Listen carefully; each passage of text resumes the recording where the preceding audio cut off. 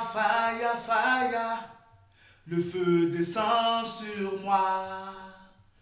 Fire, fire, fire. Le feu descend sur moi. Comme au jour de la Pentecôte, le feu descend sur moi. Comme au jour de la Pentecôte, le feu descend sur moi. Alléluia. Que Dieu vous bénisse ce matin. Je vous salue dans la puissance du Saint-Esprit, dans l'amour et la fraternité que donne Jésus-Christ de Nazareth. Soyez les bienvenus à ce troisième numéro de notre émission La Maison Fidèle. Nous allons partager un message ce matin intitulé « Jésus a vaincu les démons ». Nous prenons nos Bibles dans le livre de Marc, en son chapitre 5. Nous prenons nos Bibles dans le livre de Marc, en son chapitre 5. Il est écrit en Marc chapitre 5, ceci. Nous lisons à partir du verset 1er. Nous lisons à partir du verset 1er, n'est-ce pas? Voilà, vous m'avez permis de retrouver ma page. Voilà, nous lisons donc à partir du verset 1er. Ils arrivèrent sur l'autre rive de la mer, dans le pays des Géraséniens. Sitôt qu'il fut descendu du bateau, un homme sortant des sépulcres ou des tombeaux et possédé d'un esprit impur vint au-devant de lui. Nous lisons dans la version Thompson. Il avait sa demeure dans les tombeaux et personne ne pouvait plus le lier, même avec une chaîne, car souvent il avait eu les fers aux pieds et avait été lié de chaînes. Mais il avait rompu les chaînes et brisé les fers, et personne n'avait la force de le maîtriser. Il était sans cesse dans les tombeaux et sur les montagnes, nuit et jour, criant et se blessant avec des pierres. Il vit Jésus de loin, accourut, se prosterna devant lui et cria: « Pourquoi te mêles-tu de mes affaires, Jésus, fils du Dieu très haut?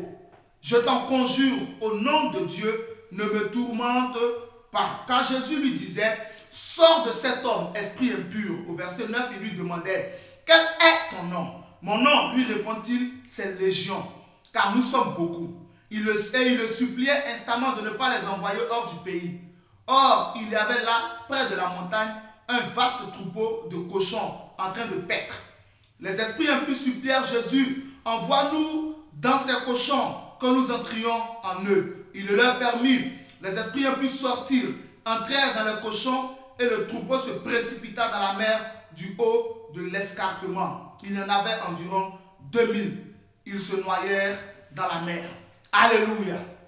Nous prions le Seigneur. Père Saint, nous te bénissons. Bénis ta parole. Guéris les malades. Ressuscite les morts. Délivre les possédés. Libère les captifs. Annonce une année de grâce. Console les cœurs brisés. Annonce la bonne nouvelle aux pauvres. Au nom de Jésus-Christ de Nazareth. Amen. Bien-aimés, que Dieu nous bénisse. Nous voyons dans ce texte l'histoire d'un frère qui était fou et qui était possédé de 2000 démons. Dans la ville où ce frère vivait, personne ne pouvait plus rien faire pour lui. Certainement que cela a commencé petit à petit. Mais quand c'est arrivé à un niveau où personne ne pouvait plus rien faire pour lui, et la Bible nous dit que ce jeune frère-là ne dormait pas au milieu des siens.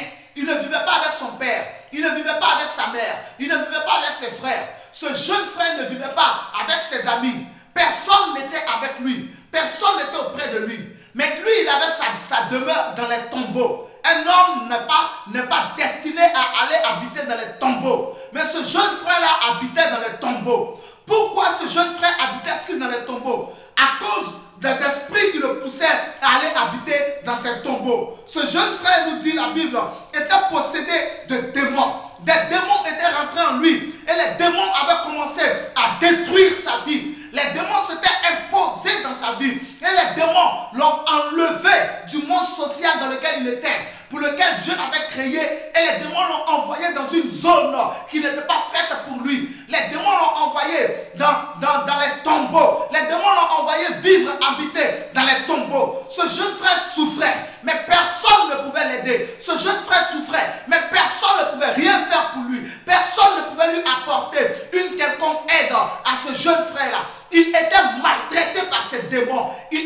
maltraité par ces esprits impurs qui avaient pris le pouvoir sur sa vie. Mais voici ce qui se passe. Pendant tout le temps qu'il a vécu dans la souffrance, personne ne nous a dit combien de temps cet homme-là est resté sous l'emprise de ces esprits impurs. Mais un jour, bien aimé, Jésus est arrivé à Gadara. Jésus est arrivé chez les Géraséniens. C'est la même chose, bien aimé. Et quand Jésus est arrivé dans le lieu, immédiatement, les démons se sont précipités vers Jésus. Pas pour l'attaquer, mais ils se sont prosternés devant lui. Ça veut dire qu'ils se sont mis à genoux devant lui. Ils étaient dans le corps de ce jeune homme. Ils se sont donc mis à genoux devant Jésus par ce jeune homme. Et quand ils se sont mis à genoux, il y a une phrase qu'ils ont fait ressortir. Je voudrais que toi et moi nous portions attention sur cette phrase. Regardez ce qu'ils disent. Il vit Jésus de loin, verset 6, accourut, se prosterna devant lui. Et au verset 7, écoutez très bien, et cria, pourquoi te mêles-tu de mes affaires? Jésus, fils du Dieu très haut, je te conjure au nom de Dieu, ne me tourmente pas. Au verset 8, car Jésus lui disait, sors de cet homme, esprit impur. Bien-aimé, j'ai mal dans mon cœur quand je lis le verset 7. J'ai mal quand je lis la première ligne. Regardez ce que les démons disent. Pourquoi te mêles-tu de mes affaires? J'ai mal dans mon cœur quand je pense à toi qui es sous l'emprise de la drogue. Quand je pense à toi, ma soeur, qui est sous l'emprise de la prostitution. Quand je pense à toi, mon frère, qui est sous l'emprise du vol, qui est sous l'emprise des braquages. Quand je pense à toi, mon frère, à toi, ma soeur, qui est sous l'emprise du mensonge. Toi qui n'arrives pas à arrêter de mentir. Toi qui n'arrives pas à arrêter de te bagarrer. Toi qui n'arrives pas à arrêter de pratiquer la sorcellerie. J'ai mal dans mon cœur quand je pense à toi qui est dans l'escroquerie. Quand je pense à toi qui est dans la débauche sexuelle, tu veux t'en sortir, mais tu n'arrives pas à t'en sortir. J'ai mal dans mon cœur, ma soeur. J'ai mal dans mon cœur, mon frère, quand je pense à toi qui était chassé par ta famille parce que tu vas et tu sors de la prison. Tu fais des allers-retours en prison car tu n'arrives pas à arrêter de violer. J'ai mal dans mon cœur quand je pense à toi qui te plains tout le temps. Toi qui es en train de murmurer tous les jours comme si une force supérieure en toi parlait à ta place. J'ai mal quand je pense à toi, mon frère. Je pense à toi, ma soeur, qui amène les autres sur le chemin de la magie, sur le chemin du maraboutage, du fétichisme, et qui pense que tu es en train de mener une vraie vie. Je pense à toi, mon frère, qui est dans l'alcool, dans l'ivrognerie. Je pense à toi qui fume la cigarette et qui ne sait pas que tu es en train de détruire tes poumons. Et tu penses que c'est la chose la plus normale, la plus simple à faire. Il y a une phrase qui était dite par les démons. Et c'est à cause de cette phrase-là que j'ai mal. À cause de cette phrase-là que j'ai la douleur dans mon cœur quand je pense à toi ce matin. Regarde ce que les démons disent. Pourquoi te mêles-tu de mes affaires? Pour les démons, c'est une affaire. Pour les démons, ce jeune frère-là était une affaire. Pour les démons, toi, tu es une affaire. Pour les démons, les hommes qui sont sur la terre, qui tourmentent, sont une affaire. C'est un peu comme si toi et moi, nous achetions des appareils photo et que nous les vendions. On nous demande que faites-vous dans la vie. Nous disons, nous sommes des commerçants. Nous faisons des affaires. Les appareils photo sont notre marchandise, sont notre gagne-pain. Et ils disent à Jésus, quand la Bible, en Marc chapitre 5 au verset 7, pourquoi te mêles-tu de nos affaires? Ce sont les occupations à eux les démons. Ce sont leurs affaires à eux les démons. C'est leur business à eux les démons que de détruire la vie de ce frère. C'est un business pour eux que de détruire la vie des gens. J'ai mal dans mon cœur que je pense à toi, ma soeur, qui est prête à quitter ton mari parce que tu as croisé un amant dehors qui te fait croire qu'il t'aime. Mais comment quelqu'un peut-il aimer une femme qui est mariée? Les démons sont en train de détruire ton couple. Reviens en arrière. Et pour toi, et du moins pour les démons, toi, c'est une affaire. Comme toutes les autres affaires. Pour eux, tu n'as pas de valeur. Ils ont mis dans ton cœur que tu dois sortir de cette maison. J'ai mal dans mon cœur quand je pense à toi qui bafoue la venue de tes enfants pour aller dans les bars, pour aller dans les boîtes de nuit, pour aller dilapider, claquer ton argent. Ne sais-tu pas que tu es sous l'emprise d'esprits impurs qui sont en train de t'amener loin de la population, loin de tes parents, loin de tes amis, loin de Dieu qui t'aime. J'ai mal dans mon cœur quand je pense à toi qui passe tout ton temps à te bagarrer, quand je pense à toi qui passe tout ton temps à insulter, à injurier, injurié, qui n'est pas capable de dire des paroles douces et gentilles. J'ai mal dans mon cœur. Je souffre quand je pense à toi, qui n'arrive même pas à manger parce que les démons ont asséché tes finances. Tu n'arrives même pas à économiser. J'ai mal dans mon cœur quand je pense à toi, qui est sous le joug des sorciers. Tu n'arrives pas à t'en sortir. Pour ces sorciers-là, tu n'es qu'une affaire. J'ai mal dans mon cœur quand je pense à toi, mon frère, qui est tout le temps chez les spirites, chez les marabouts, chez les féticheurs, ou qui fait partie d'une secte pernicieuse. Pour le diable, tu n'es qu'une affaire, tu n'es qu'un business, tu n'as pas de valeur. Toi, tu le sers de tout ton cœur. Mais voici ce qu'il a dit à Jésus. Pourquoi te mêles-tu de mes affaires? Quoi pour dire, pourquoi te mêles-tu de mon business? Ce sont mes activités à moi. Tu n'as pas à te mêler de ça. Mais ce n'est pas normal. Toi qui me regardes ce matin, tu étais construit, tu étais fait, tu étais créé par Dieu. Tu étais créé à son image, à sa ressemblance.